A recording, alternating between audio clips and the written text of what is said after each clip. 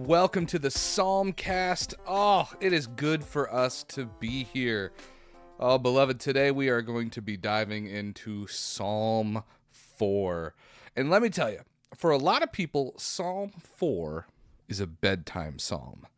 Centuries ago, Saint Benedict listed this as one of the non-changing psalms for Compline, which means the monks every night, right before they went to sleep, would sing the same couple of psalms every night, and one of them was Psalm 4. So since the 6th century, people have associated this with bedtime. But today, we're going to see that there is a lot more to Psalm 4 than just nighty-night. It's also a song of lament. It's a song of trust. It's a song of joy. It's a song of peace. So we will see why St. Benedict thought it was fitting for a before bed kind of thing, but we're also going to learn a lot of wisdom along the way. But we got to get straight into Psalm 4 before we can really dissect it, so stay with me.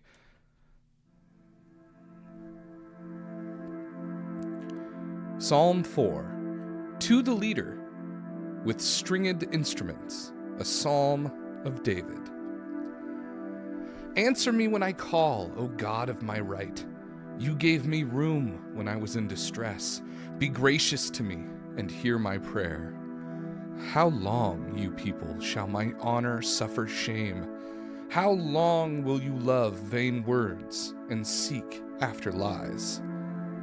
Selah. But know that the Lord has set apart the faithful for himself. The Lord hears when I call to him. When you are disturbed, do not sin. Ponder it on your beds and be silent. Selah. Offer right sacrifices and put your trust in the Lord. There are many who say, "Oh, that we might see some good. Let the light of your face shine on us, O Lord."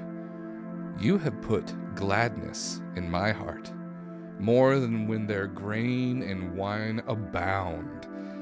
I will both lie down and sleep in peace, for you alone, O Lord, make me lie down in safety.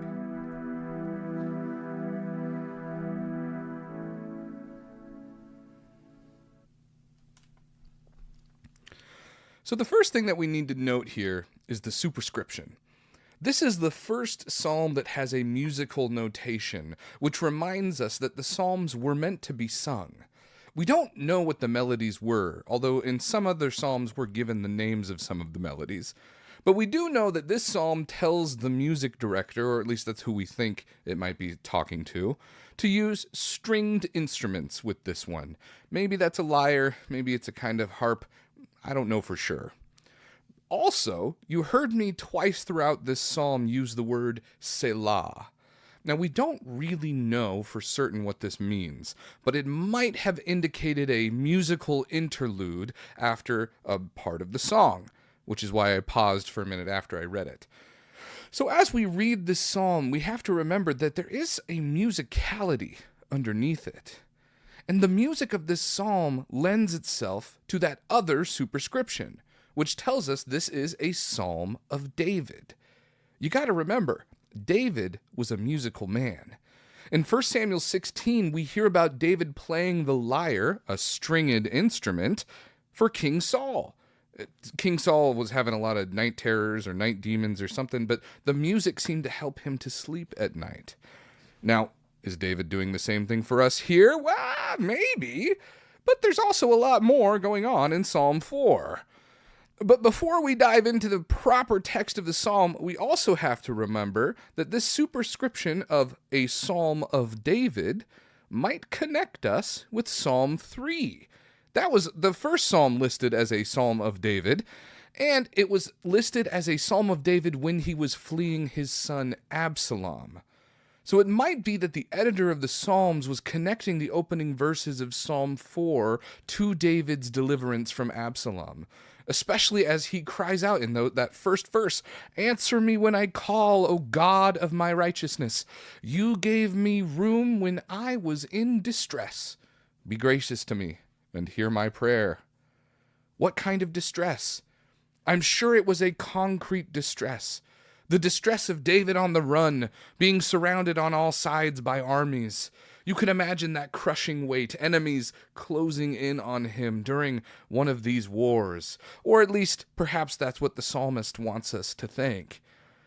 But despite all of that weight, David seems to be remembering a time that God helped him out in some way.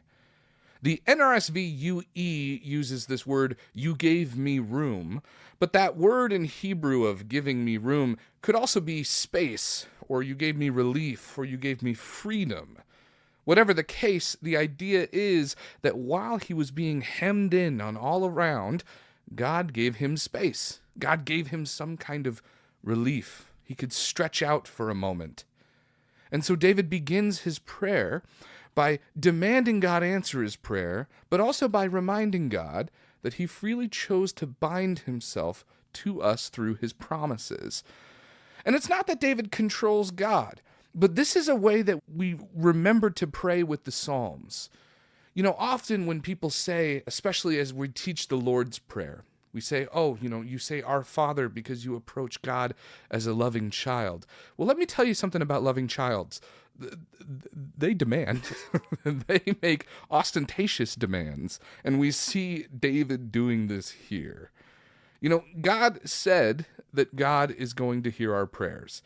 And we want to make sure that God remembers this. We want to make sure that God remembers that he has promised to be our God, that he has promised to help us.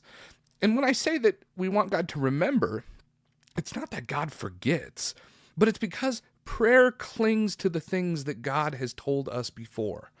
And so as we come to God and we say, "Answer me when I call," yes, we are impotent children, or at least headstrong children, we might say. But we're also remembering the things that God has told us as we come to God with whatever it is we're coming with in that very moment. And before we move on, I also just want to notice something about how God is addressed in this first verse. God is addressed as God of my right. Maybe it's God of my righteousness. We don't just pester God to hear us because he's promised. Yeah, that's important. But we also do it because God is righteousness. It's God's nature to make things right. In fact, the scholar Conrad Schaeffer argues that this is an image of God as a defense attorney. So we are calling on God not only because God has promised to hear us, but because of who God is. This is the God who answers. This is the God who defends us. This is the God who comes to our assistance. But okay, we've started our psalm. We've talked to God as this righteous God. We've come as children demanding answers from God. So we have God's attention. And then Psalm 4 begins to lament. "How long, you people, shall my honor suffer shame? How long will you love vain words and seek after lies?" Who knows what the situation was? It kind of seems like the psalmist is surrounded by vapid people that are slandering him. And it's kind of easy to say that in our world where words are cheap, but we shouldn't minimize this problem. First of all, we have to see that the psalmist is using the phrase, "how long?" This question, "how long?" is a prophetic framing. It's the way that the prophets would call out to God when they were facing oppression and exile. We have to remember that words of shame oppress us. They bear down on us. It's why St. James in chapter 3 of his letter would say, "The tongue is a fire. It's set on fire by hell." He says it's a relentless evil, full of deadly poison. And he says this because words create worlds, and so often we use evil words. And evil words create evil worlds, worlds that weigh heavy on our souls. So we really have to honor David's cry. "How long, O Lord?" It's a fitting cry of lament, and it's a cry to the God who makes things right. And yet, even with this shame heavy on him, the psalmist remembers God as he continues in his prayer. He says, "The Lord has set apart the faithful for himself. The Lord hears when I call to him." Isn't that just an amazing turn to faith? Surrounded by enemies, David uses the covenant name of God, right? That's Lord in all caps. That's Yahweh. We are calling on our God. And we're remembering that God actively chooses us. He chooses his faithful people. Think about how comforting it must feel to know that in a sea of mistrust, God has chosen you. Everyone else may be actively against you, but God is on your side. Everyone's picking somebody else for the basketball team, but God picks you. That's the kind of God that we have, and that's the kind of comfort that David is feeling in this moment. He knows that his God answers him in his prayers because that God is actively seeking him out by faith. And as David turns to his faithful God, he begins to speak wisdom that is pertinent to his situation. I don't know if this happens in your prayers, but I think it's a wonderful thing that happens in the Psalms, that as we turn to God with whatever troubles we may have, all of a sudden we start speaking wisdom in our lives. The psalm continues, it says, "When you are disturbed, do not sin. Ponder it on your beds and be silent." Instead of getting super angry with people, talking garbage, and getting into fights with words, God says, take a step back. Outbursts might not help you. In fact, they might do more damage. Psalm 4's wisdom for us is that when we get angry, instead of starting a fight, sleep on it. That's what the divine wisdom is. Sleep on it. Take it to bed. I know it sounds like something your mother would say, but that is what God is saying for us. Take it to bed. Really think about it. Pray about it. Let God do the work in your secret heart. Let God be the one that wrestles with this. Just as David remembered a time when God gave him room when he was in distress, God gives us room whenever we take our troubles to bed, whenever we sleep on it. And then instead of some kind of outburst, instead of picking a fight, the psalm says, offer right sacrifices and put your trust in the Lord. Instead of anger, trust God. Offer a right sacrifice. Which means we should ask what a right sacrifice might be. The Hebrew gives us two potentialities. We could say sacrifices in righteousness and sacrifices of righteousness. A sacrifice in righteousness might be any of those Old Testament sacrifices that are done from a ritually pure place. And that's a great thing to do. But we have to remember, one, we don't have a temple to do those sacrifices, so it doesn't really help us. But also, the prophet Isaiah warns us that God tires of sacrifices that are without just living. God doesn't want us to just make sacrifices. God wants us to have a life that is a sacrifice, to become a living sacrifice, as the book of Hebrews will put it. So really, we should probably talk about a sacrifice of righteousness, which we might remember from Psalm 51. The sacrifice acceptable to God is a broken spirit, which brings up a really challenging idea. Maybe the right sacrifice is to surrender our defense to God. Maybe the right sacrifice to our situation is to do nothing at all. It might run the risk of quietism, but stay with me.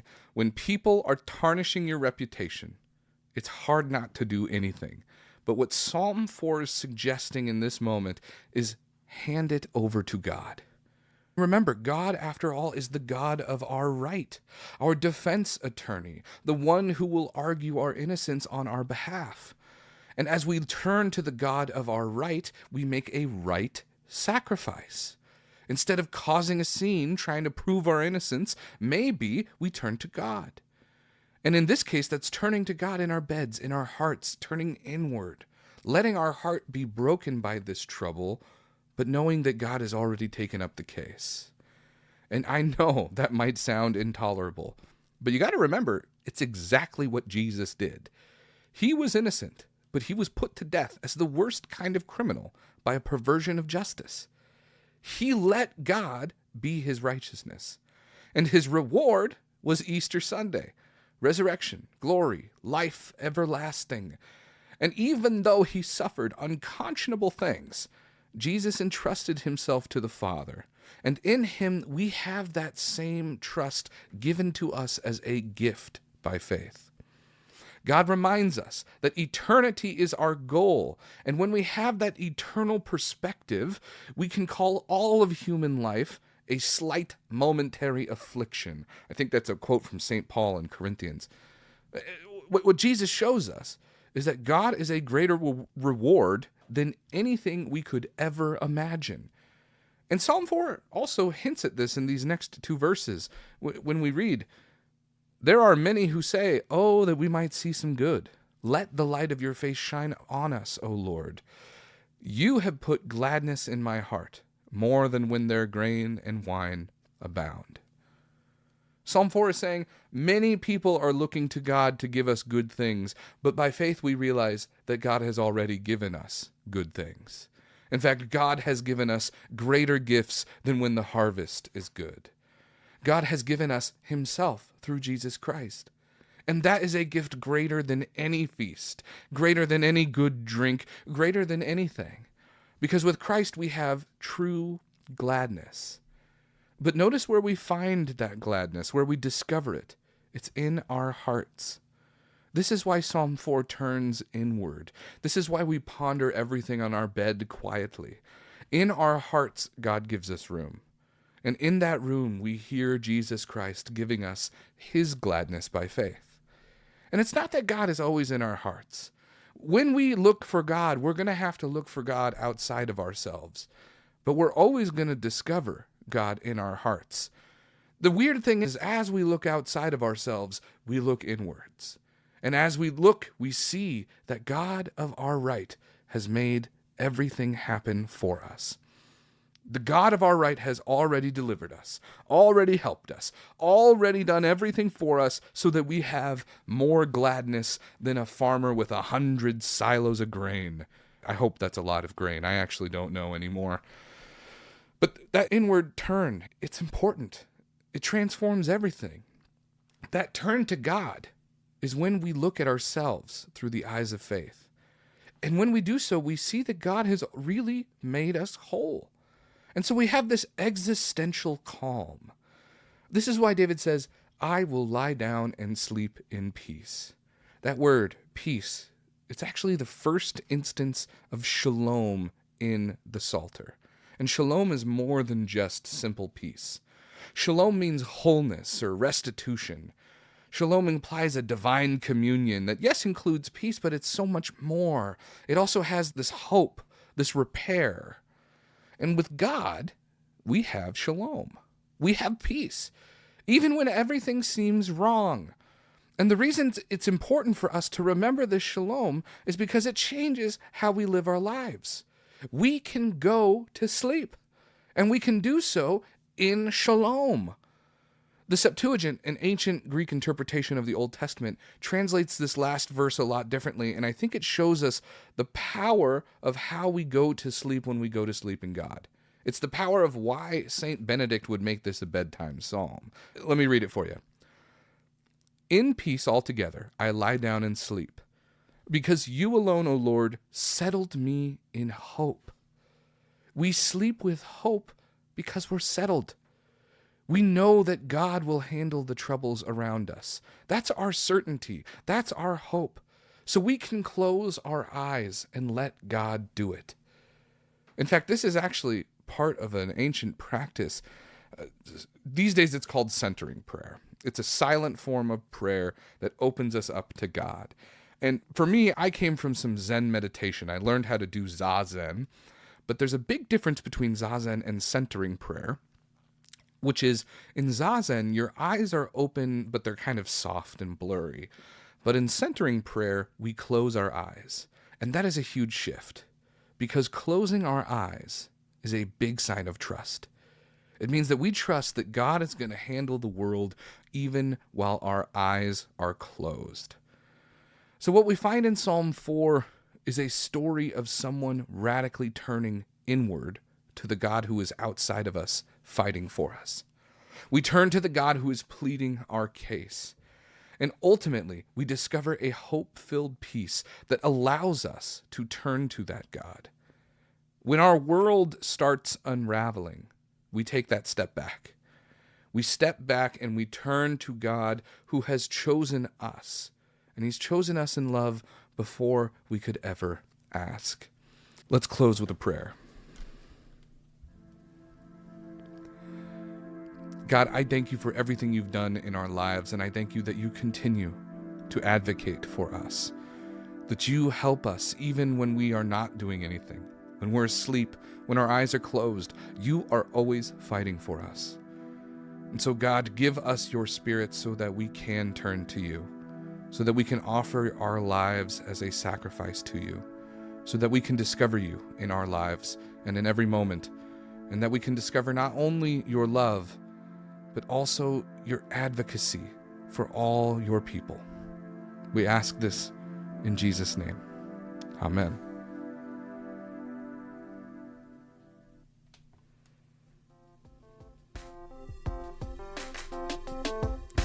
Thank you so much for joining us on this Psalmcast. If you liked this, please go check us out at our website, psalms.blog. I'm Pastor Ollie, and man, I can't wait to see you again next time on the Psalmcast.